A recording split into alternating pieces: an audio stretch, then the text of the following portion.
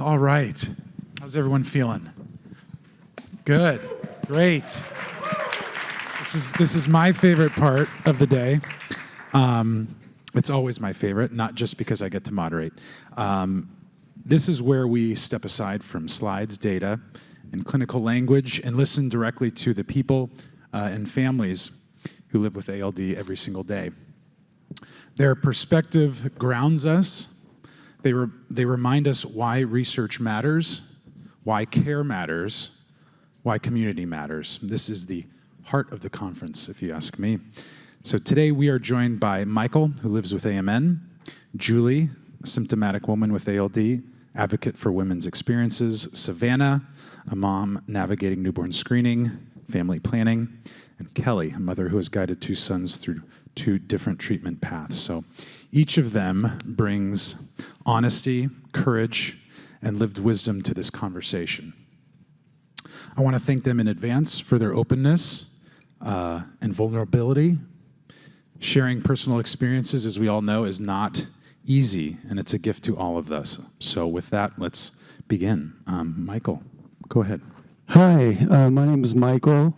I'm happy to be here. I'm a musician, a father, and a husband, and honestly, talking about this has been a very new thing for me. I don't know if when I was diagnosed, if I was embarrassed to talk about it, or I didn't want anyone to treat me differently. And in my early 20s, I was able to get by, no one could tell. And the last recent years, it really has gotten worse. My symptoms have gotten worse. I use a cane now sometimes, assistive devices, need help getting around. But I didn't have any symptoms growing up. I was able to run track and play sports and I was a normal kid. And just one day in my 20s, I remember standing up, and my legs just started shaking, and I didn't know what it was. I didn't know what it could be. But my mother is in a wheelchair, and she's affected by AMN. So I went and spoke to her, and she said, well, you might have ALD. Or at the time, we didn't know it was ALD. She thought it was hereditary spastic paraplegia, which doctors had told her that. So she said, you should get tested. You might have HSP. So when I got tested, we found out that I had ALD. And that changed everything for my family. My grandfather lived with us growing up, and he was in a wheelchair, and I watched his mental really decline, and knowing that now, I could see the symptoms of ALD and AMN that he had.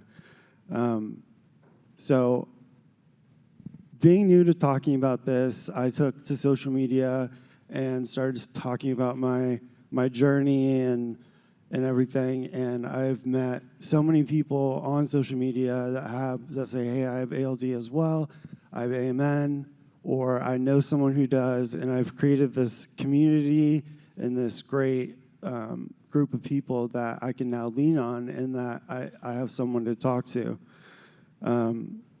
So, as I said, I'm a musician. I live in Nashville. I moved to Nashville to pursue my dreams and all of that. I loved performing. Performing was my absolute favorite thing, and now I can't perform anymore, which really breaks my heart. But so I've moved more into the studio and more into writing environments, which I have learned to really love. And but even being in these social situations where, I have to go down into someone's basement to their studio, or I have to walk to my car, and I remember I walked out of session and I could barely walk. I could see the person looking at me from their door, and I just tried my best to get to the car. It's that, moving through mud kind of feeling that I couldn't get my legs to work. But I've learned to embrace this and new ways to express this in my music, and it's something that I've been writing about and trying to be more vulnerable about.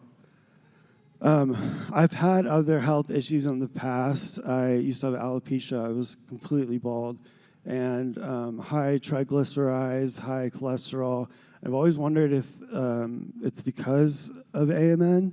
And there are people that I've talked to that say, they have high levels of triglycerides and this and that. So I really do think it is. As we learn more, maybe you can answer some of these questions. And I've been looking for answers, and I saw Dr. Lund, I've seen Dr. Eichler, and trying to figure out those things and what to do next. And I've started doing Pilates. That's really helped me. It's helped strengthen my core and helped me be a little more stable, stronger.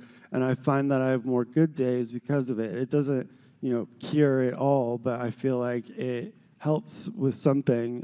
And one of the main drivers why I wanted to do that was for my son, Jude. He's now 2 years old, and I can no longer keep up with him. He is now able to run faster than I can catch him, and he loves to try to run into the street, and it's a lot. So, and I just have, I can no longer keep up with him, and it's created this family planning issue as well, to where, if I have a daughter, she's 100% able to get it. But with sons, they can't. So it's, do you do IVF? Do you just chance it? So that's been something me and my wife have been back and forth on and talked a lot about, which my wife is great. She's my biggest supporter and my best friend, and she helps me get through the days. I was I was a candidate for a gene therapy trial. I made it all the way up until the end that we were going to do that. I showed up. It was going to happen, and they ended up pulling the plug because I had some other health complications. So that was kind of disappointing to me, but I'm grateful for the medical advancements that are now coming about, and I think that there's something to be said about everything that's happening moving forward. So this is the beginning of my acceptance journey. I don't know what the future holds, but being embarrassed about this kept me quiet, and eventually it became a source of my power. And now I speak about it confidently and happily and as strong as I can. So thank you. Incredible story. Thank you so much, Mike. Thank you so much. Julie.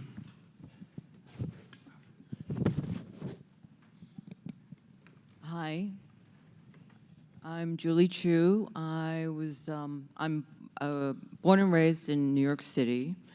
Symptomatic woman with ALD. I was diagnosed in 2011, so it's been about 15 years that I've been dealing with this. Although my symptoms showed up pretty sporadically. Before I was diagnosed, I would trip for no reason. I would fall for no reason. I would be walking really slow for some reason, like walking in pea soup, which is what I told Dr. Malak. And that was a big thing also. And finally, I did get diagnosed in 2011 along with my brother. My brother has AMN as well. He had gone undiagnosed for like 10 years. No one could find out what was going on with him. None of the top doctors in New York City knew what was going on. So it was only until I showed up and we went together to get blood work done, and that's how we found out that we had it. Since then, I've been dealing with symptoms as they come up, and my walking really became problematic later. It was in probably 5 years, 6 years later that I started to need a walking aid. But until then, I was living in New York City, working, going to the gym. I worked out in a boxing gym. I used to play squash. I used to go out and socialize with friends. And yeah, I was very active. And then everything had to stop. However, I didn't stop the activities. I just stopped the intensity. I modified everything. Went to the gym, okay, there were certain exercises I could do, but I'll have to modify it so I don't hurt myself. But I still kept it up, and I think being fit and working out does help for you to be able to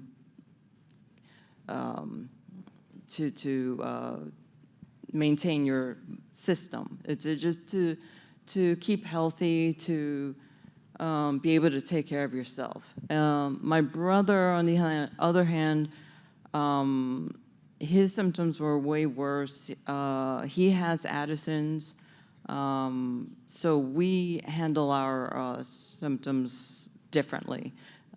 He is disabled. He is housebound, basically. But I'm still as active as I can be, and can offer help because I'm able to take care of myself first, and so that I can be of some help to the family. Recently, you know, I've been more involved with ALD. I was asked to co-host the Women's Call, so I'm very proud of that. I'm so happy to be part of that, and also enjoying all the research that everyone's done. I did participate in the 2022 survey, and balance and gait were definitely on top of my list. And I honestly wish that we could get some help with that. I mean, otherwise, when I show up somewhere, I look perfectly fine. I'm sitting here talking with you and having a good time, but if I have to get off the stage and start walking, as you saw, I needed help to get up onto the stage, and I can only walk at a certain speed. I'm not taking any medication right now. I was on baclofen, but I did stop it because I didn't think it was doing me any good. But I may decide to go back again to it. It could be a spasticity that's bothering me right now.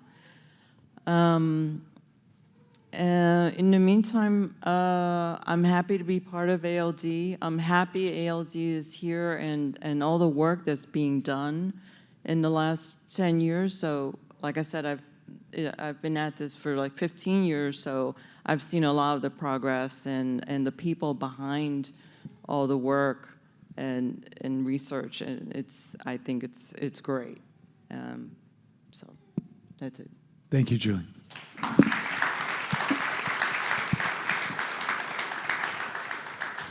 Next, we have Savannah. Hi. As introduced, my name is Savannah Merrill, and my family's journey with ALD started in 2021 when my son Titus was diagnosed on Utah's newborn screening. His diagnosis prompted testing throughout my family, and so far we have 10 extended family members who have been subsequently diagnosed, including myself. Having been diagnosed in Utah, we quickly established our care with Dr. Bonkowski at Primary Children's Hospital, and we struggled with the uncertainty everybody faces when confronted with this diagnosis. The what ifs, the what nows, and the why us's. We also struggled with the uncertainty of how to deal with this diagnosis, given my husband's impending commission into the United States Air Force. And today, I'm gonna share with you what it's like to have ALD as a military family. When our son was 15 months old, my husband entered active duty for pilot training, and we moved away from everyone and everything, our whole support system we had ever known, to Laughlin Air Force Base, which is near a rural border town west of San Antonio, Texas. We had one pediatrician on the base, and she was luckily spectacular. I am forever grateful to her for helping me navigate how to access the care that we needed from the medical desert of Del Rio, and the lesson she taught me that would help me to do the same wherever we ended up. We knew that despite us being stationed in Texas for a couple of years, we were going to be moving around. That's just the reality of a military family. And it didn't make sense for us to reestablish our care every single time we moved. In addition to having familial support out in Utah, we wanted to continue to see Dr. Bonkowski. We trust him. He had taken the time to get to know our family and our background, and we wanted consistency of care for Titus over his childhood. So our challenge was how to get it approved to keep going back to Utah to maintain our care with Dr. Bonkowski despite where we were stationed. Our pediatrician luckily also saw value in this effort, and she was instrumental in helping us make that happen, and she set me up to do the same with each relocation. I now want to share with you a bit of how this process worked and some key words for those of you who may be helping military families access care and continuity of care from wherever they're stationed. First, a little bit of background on TRICARE, the medical military insurance. TRICARE is divided into two regions, East and West, and TRICARE has two plans, Prime and Select. Prime requires a referral from your assigned primary care doctor for any physician, specialist, or procedure, but you pay nothing out of pocket, and they're gonna pay for your travel if your approved referral is outside of your local area. On Select, you can choose your doctors anywhere within your region and be seen with no referrals, but you have copays and you pay for all of your travel. Our pediatrician strongly recommended that we choose TRICARE Prime, as this would not only help us to cross TRICARE regions when needed, but also have our travel paid for. While we do have to jump through the hoops to get the referrals that we need, it has ultimately been well worth the hassle, and I strongly recommend to any military families with ALD to choose to be on TRICARE Prime regardless of their duty station. In the referral letter to TRICARE that our pediatrician wrote to allow us to cross those TRICARE regions to see Dr. Bonkowski, she first documented that the reasoning for crossing TRICARE regions is first and foremost for continuation of care, and that Titus has pre-existing care with the team of specialists. Additionally, she noted in the referral that there are very few physicians in the nation for ALD, many of which are in this room, and that making us find and reestablish care with a new specialist with each relocation would put undue stress and burden on our family. Finally, she included a letter that Dr. Bonkowski wrote indicating the standards of care for ALD. This referral was approved without any further action needed. This was a massive relief for our family as we saw a path forward to keep our care centralized in one place and lessen some of the uncertainty that ALD poses to our family. Not every duty location has pediatricians who are as good as our first base and made this process so seamless. When needed, we've utilized a patient advocate whose job is to help with the logistical and paperwork part of this process and bridge the gap between patient, physicians, and referral management to make all of this work. We have now successfully completed the referral process in 3 separate locations, and each year we have traveled to Utah for our care paid for by the patient travel benefit of TRICARE Prime. In addition to our yearly trip to Utah for appointments and a biannual MRI, we complete Titus's other biannual MRI locally, which also requires a referral to TRICARE. For these referrals, we have met some resistance. When a military treatment facility, or MTF, is in the local area, referrals are first sent to them to front if they have the availability. Several times we have had to utilize the patient advocate again to help us release that referral from the MTF to the civilian network to have our MRIs performed at a children's hospital. Having our MRIs done at a children's hospital is important to us. As I'm sure many of you can relate to, Titus has developed a fair bit of medical averseness due to all the pokes and prodding that come with this diagnosis. We ask for and utilize child life specialists to help us through MRIs, and being at a children's hospital guarantees that there will be child life specialists as well as clinical staff who are trained in working with children and decrease medical averseness. Rarely does an MTF imaging department have any pediatric training. Luckily, with the help of the patient advocate, we have always been able to get our local MRI done at the closest children's hospitals. To date, we have learned the MRI procedure and process at 3 separate children's hospitals and anticipate doing this at several more. This brings me to another hurdle that we've crossed. In the military, when a dependent has a condition that requires a specialist's care, you are enrolled in a program called EFMP, or the Exceptional Family Member Program. The intent of this program is to ensure that your service member is only stationed where their dependents will have access to the care that they need. And while this seems like a really positive and important program, it's deeply flawed and very difficult to navigate. In the EFMP program, the service member's location assignments are made based on the evaluation of a packet of information submitted before each relocation. The evaluation is done by administrative workers who are not medically trained, and any ambiguity is left to their subjective decisions, meaning that medical decisions are being made by someone with no medical training and no interaction with the patient or patient's family. For example, ALD patients generally see a neurologist and an endocrinologist. But if that's all our packet said, a base assignment would be made purely based on the availability of a pediatric neurologist and endocrinologist, rather than the actual needs of our family or the service member's career needs. And these subjective decisions can ultimately affect the career progression of the service member. Because of this, it is vital that the submitted packet be incredibly specific and that it's crafted cooperatively with your pediatrician so that the career progression and access of care are both protected. Here are some specific things that we've added to our packet. Number one, we established through documentation that Titus has established care with Dr. Bonkowski and Dr. Smigo at Primary Children's Hospital in Utah and does not need a local neurologist or endocrinologist. Number two, we provide documents and peer-reviewed articles outlining the standards of care for ALD and the need for biannual MRIs. We include a letter from Dr. Bonkowski stating that our family needs to be stationed within 100 miles of a children's hospital in order to help facilitate the necessary biannual MRIs. And we include a letter from our pediatrician indicating that we can be stationed anywhere that we would have access to the children's hospital and no further restrictions are needed. Because we are so specific in our documentation, there is no subjectivity, and our base assignments and my husband's career progression have been unaffected while also maintaining our access to care for Titus. So whether you're a military family with ALD or a physician with military-affiliated patients, here's your buzzwords: continuation of care and pre-existing care, undue stress and burden to reestablish care, the ALD standards of care, and it is imperative that the blank family be stationed within 100 miles of a children's hospital to facilitate biannual MRIs. Now, 3 years and 5 moves later, we are stationed in Virginia, and you can flip to the next slide again. We're stationed in Virginia, where my husband is a fighter pilot.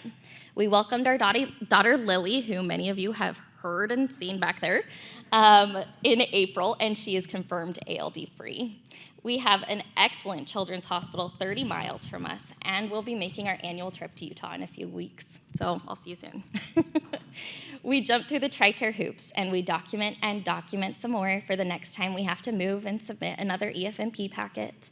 Our daily life includes watching Daddy take off in his jet, homeschool, preschool, playdates, and lots of FaceTime with family and friends. We are so grateful for ALD Connect and for the resources we have through it. So thank you for this opportunity to share our story and to help educate on the nuances of life as a military family with ALD. Wow, thank you, Savannah. I think that should be published in some journal somewhere. Great information, especially for military families. Okay, last but definitely not least, we have Kelly. Thank you. I know there are a lot of familiar faces out here, but I am Kelly. I'm a mother to 2 boys with ALD. Just to give you a little brief history, because I know also lunch is soon. We found out about ALD in our family with the birth of my younger son, Kyler. We had found out when I got a phone call when he was 1 week old. Even though I live in New Jersey, I had both my children in New York because I'm a nurse and I work for a cancer hospital in Manhattan, and so it was easier just to have my kids across the street at Cornell. So that said, when we got that phone call at 4:30 p.m. on a Friday, we learned a lot and very quickly. So, it turned out that when I had Kyler, and that's my younger son, there were only 4 states in the entire country that were screening for ALD at the time. and New Jersey was not one of them. And my older son, who was 4 at the time, had just missed ALD being on the panel by 1 year. So if I hadn't had a second child or in New York, we never would have found out. And then we wouldn't have been in a position to, save both my boys. So cut to, thankfully, my older son, was asymptomatic, and we got into the routine of, monitoring with MRIs and following, with this amazing endocrinologist that we have, Dr. Regelman. But we were a year into our journey when my older son was found to have lesions and confirmed cerebral ALD. And I don't want to drag our story out too long because we could be here for like 10 hours versus my 10 minutes if I were to, go on and on. But long story short is that when my older son was found to have confirmed cerebral ALD, the first version of the gene therapy trial was close to accrual. And then he also didn't have great matches out in the registry, so it was kind of like, what are we gonna do? So Dr. Eichler actually sent us to England.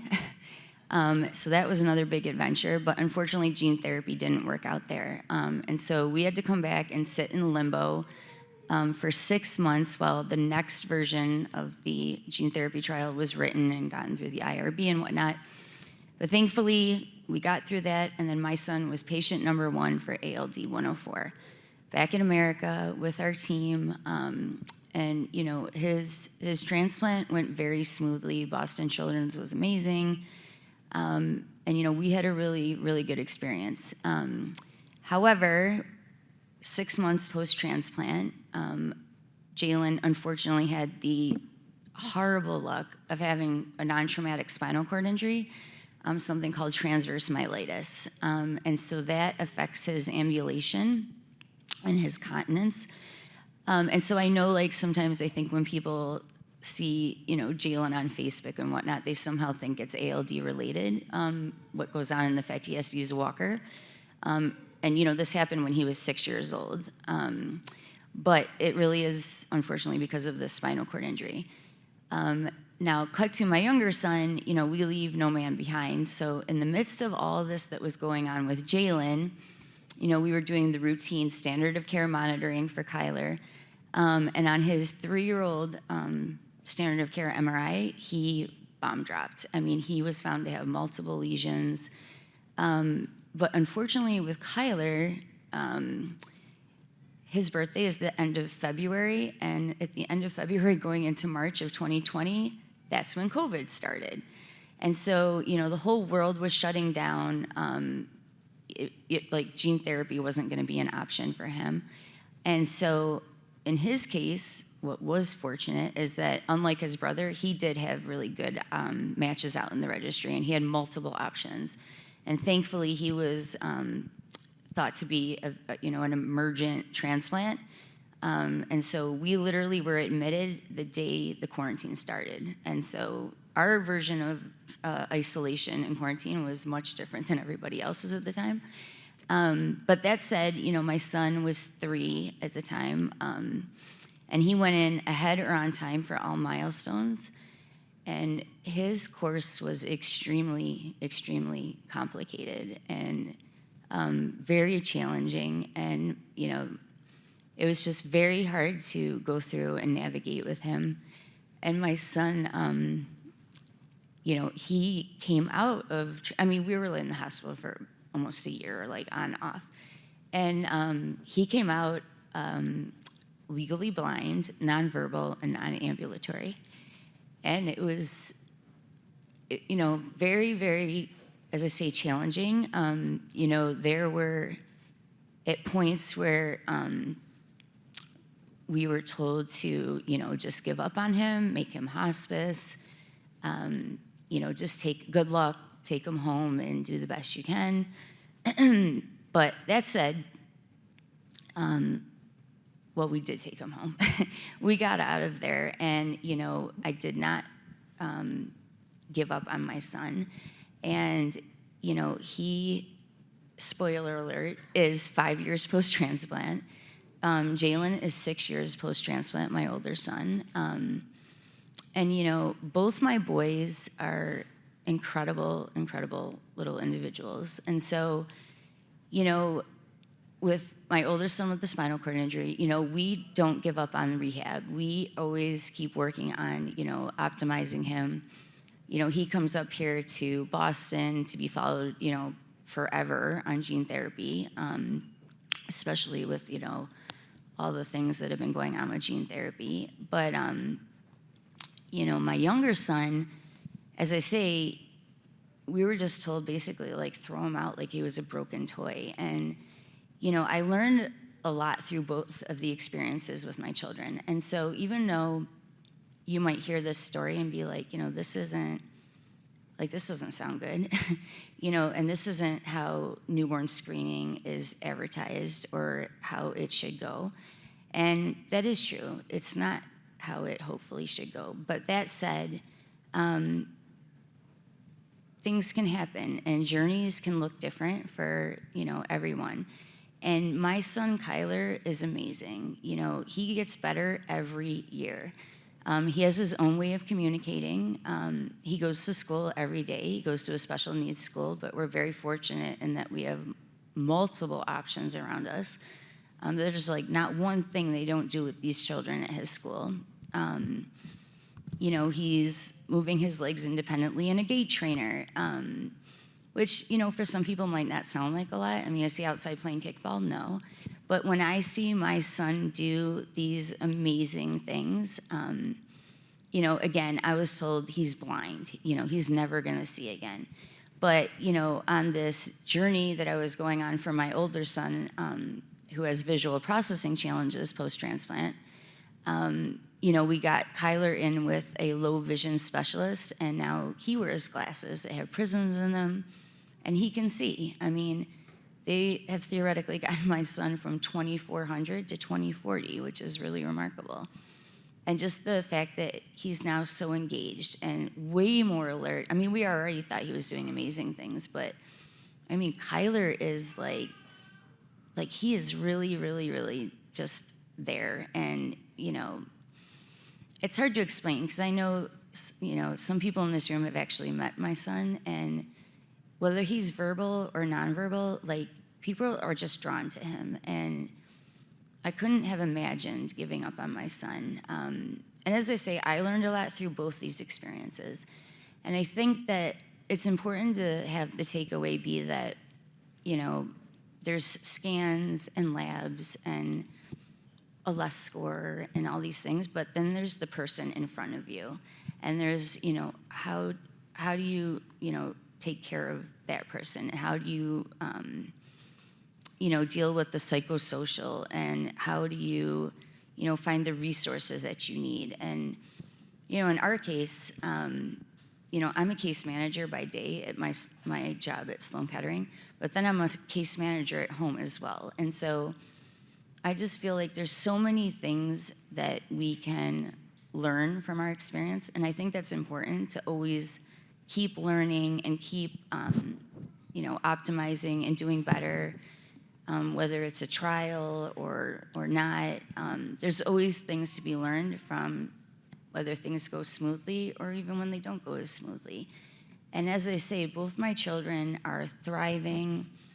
You know, like my older son is, well, both of them actually are very age appropriate with the things they do. But like my older son is like so adolescent, and, you know, he's like a 21-year-old in a 12-year-old's body. And even though he, yes, uses a walker and, you know, has his challenges, he gets out there every day. He gives his all. You know, I know a lot of people, when they have followed me on Facebook, you know, have known, like, I've had a lot of issues with school, 504s, IEPs, you know, like just trying to get everything that my children need. But that said, I think that, you know, I would like to be in a position to help others, right? Like, I don't ever want someone to go through a fraction of what we've gone through as far as complications and challenges. And I think that, you know, it's important that we continue to have these discussions, even if they're hard, even if there are difficult topics to navigate and discuss. As I say, I know back in the day when I was like, you know, everything's gonna be fine, you know, and we were told everything is gonna be fine. You know, it didn't go so fine. But that said, you keep on working and advocating and doing everything you can. And I think that there's a lot to be shared, like amongst each other. I mean, even just in the experiences of listening to my fellow panelists here, I mean, there's so many things that we can learn from each other, and that's why I think ALD Connect is so important. And, you know, when we all get together like this. And so, as I say, you know, there are tough things to navigate sometimes, but, you know, in the end, it pushes us to all do better and get better, and I think that's really the takeaway, and it's so important. And, you know, as I say, this getting together once a year like this it's just really great. And so I'm really grateful that I was even asked to share my story with my boys, because, you know, it's been tough, but, you know, as they say, like, Dr. Eichler has known my kids since they were 3 weeks old and 4 years old, and now I have an 8-year-old and an almost 13-year-old, and, you know, it's amazing what you can learn and, you know, just pick up from these kids, and or even adults, you know, when we learn from each other that way. So, as I say, I'm just very grateful. I always love hearing everybody else's stories as well. And, you know, people have further questions, or if there's anything I can ever do to help people, because as I say, I don't even know what we haven't navigated yet. Maybe AMN, because they're so young still, but whether it's school, medical, you know, supplies, vendors, equipment, you know, like, I think we've pretty much like done it all. So if anyone ever needs help, you know, I'm certainly available to help. Thank you so much, Kelly.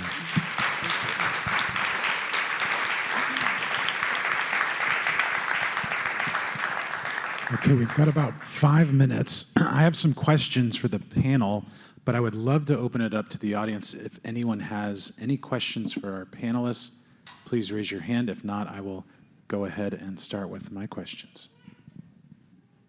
Yes, I'll get you the mic.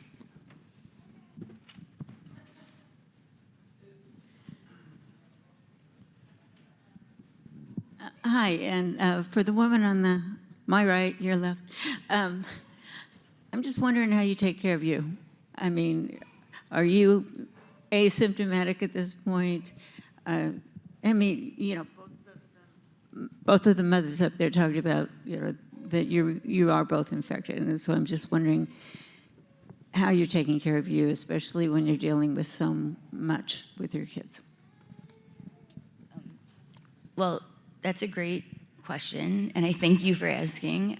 You know, for many, many years, I mean, my son's 8, I really didn't do self-care, you know, and it really did catch up to me, actually, during my younger son's transplant. And so, you know, I've done a lot to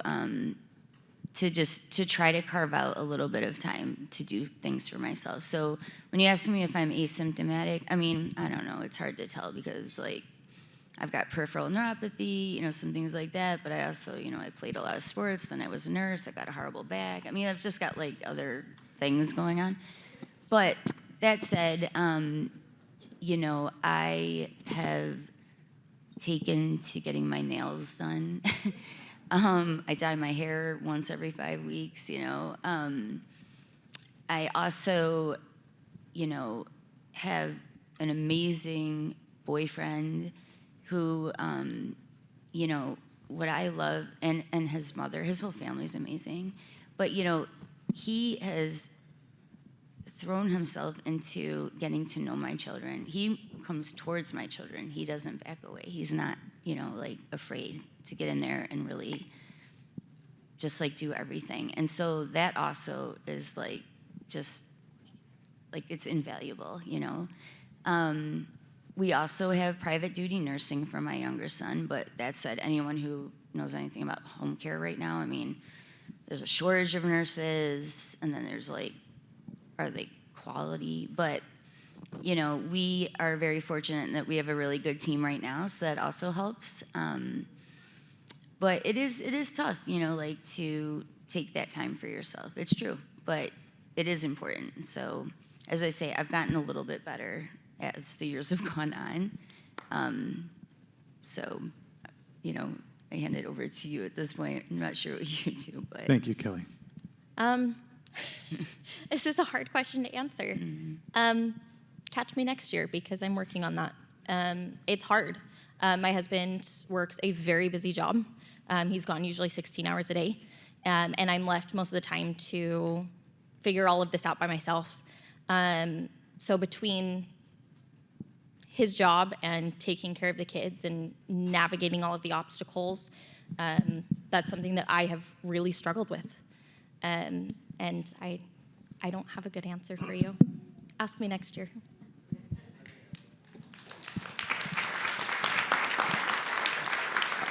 I have a question for Michael and Julie, but before I do that, I got to tell you, you guys were remarkable. This panel, oh.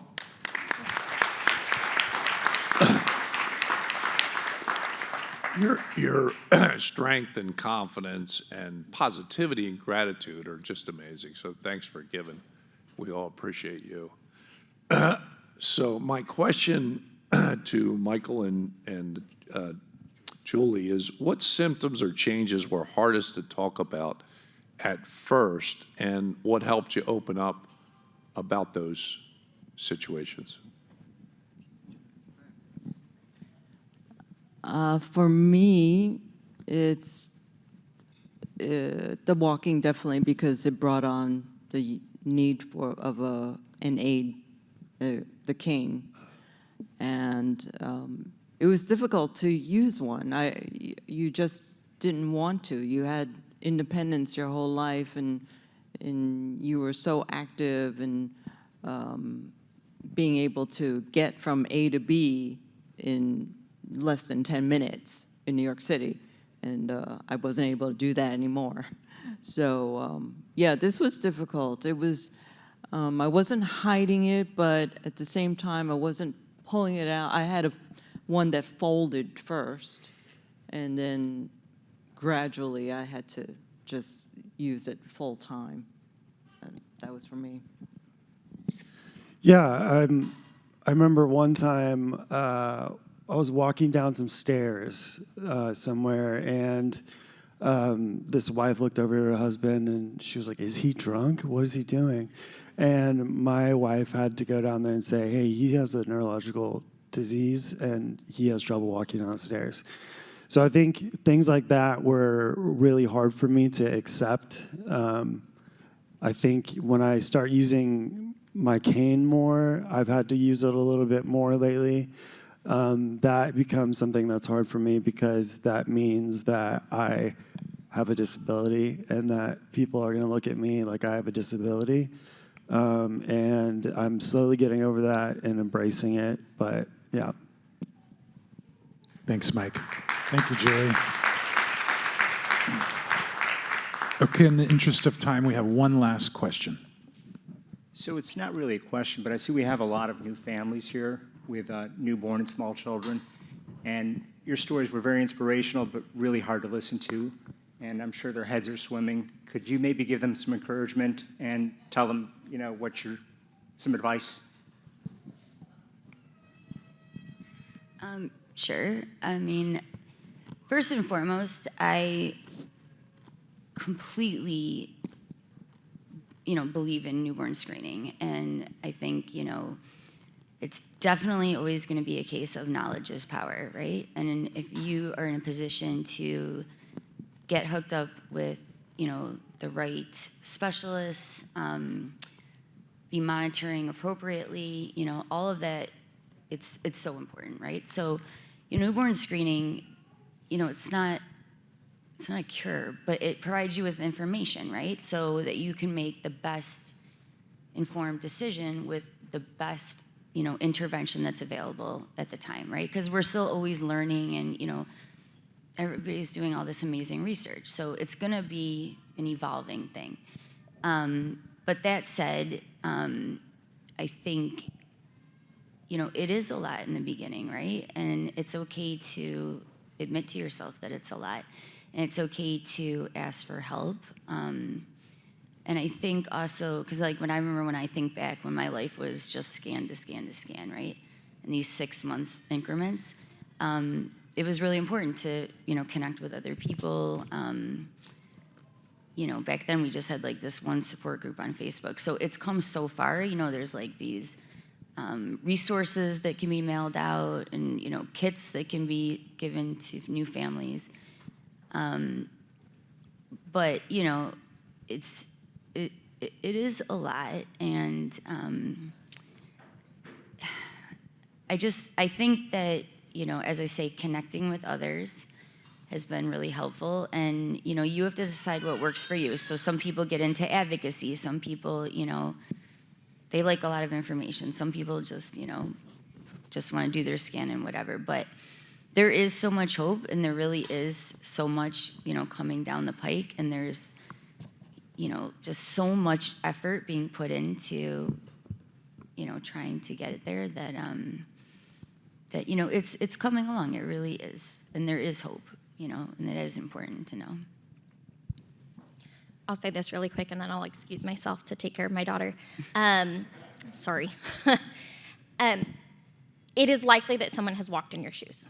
It's likely that someone has come before you, like Kelly, who has experienced so much, who you can turn to and ask for advice. And if not, you get to be the one to pioneer so that other people don't have to do it by themselves. Incredible. Thank you guys so much. Please, big round of applause for our panelists.